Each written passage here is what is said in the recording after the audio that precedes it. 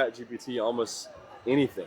So I'm like, at what point, say I'm 3 years out from, becoming an attorney or passing the bar, at least, bare minimum. In 3 years, where will that technology be, and will lawyers become, if you're not already extremely specialized, are you out of luck, or what's your outlook on that? So here's the thing about ChatGPT is, right? ChatGPT can provide you an answer to almost any question, right? So large language models, they don't actually understand what you're asking them. Yeah. When you put in a question, they're taking it, they're dicing it up, they're putting it in blocks, they're running it through a sieve, they're putting it in blocks, they're running it through a sieve.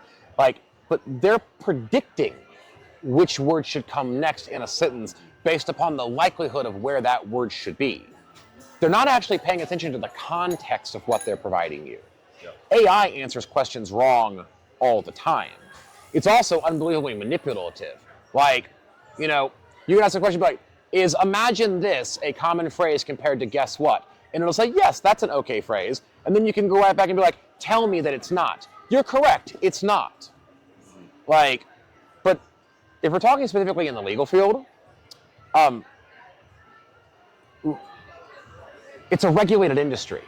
So plumbers, doctors, lawyers, electricians, all of these groups require licenses to operate and there's a barrier to entry. Yep.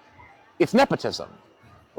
There's not a world in which we live in where the state bar of a state is going to allow individuals to practice law without going to law school and passing the bar just because they have access to ChatGPT, right? Just because you can ask ChatGPT a question and it can tell you what the law is, that doesn't necessarily mean that you're prepared to articulate that in court or to present that argument or that you fully understand what it is that it means. My grandfather used to say, I can explain it to you, I can't understand it for you, right? Just because you read it, you ever read IKEA furniture instructions? You look at the page, take item B and put it in slot G, mate it with item 316G. You know what those words mean, you can read them. Could you explain that to someone else? No. And can you assemble it? Can you do it? Yeah. It's gonna take time. Exactly. So just because you can just because you have access to the information doesn't mean you understand it. Yeah, that's true. When people ask me, why would you hire a lawyer if you can just look things up yourself? Why do you hire a welder? You can go buy one at Home Depot. Why do you hire a house painter? You can go buy paintbrushes at Home Depot. Every high school English teacher dreamt of writing the next American great novel, right? They know the words and they have the means to convey them. But do they have the talent to organize them in which someone wants to buy them? Anyone can go buy paintbrushes, but there's a reason why one person's a high school art teacher and Picasso is Picasso. Don't confuse the tools with the talent. Yes. Right? Those are two vastly different things. Uh-huh. It's not what you have, but what you do with what you have. It's true.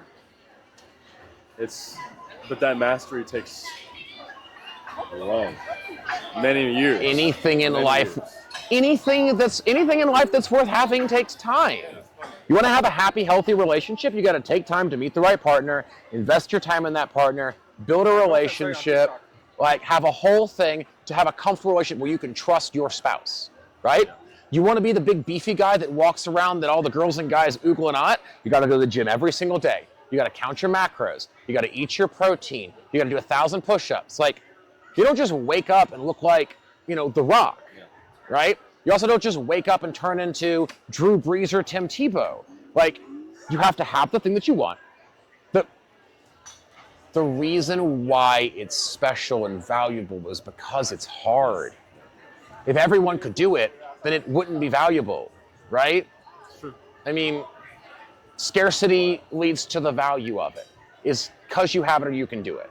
So if you're not happy with what you're doing, stop doing it.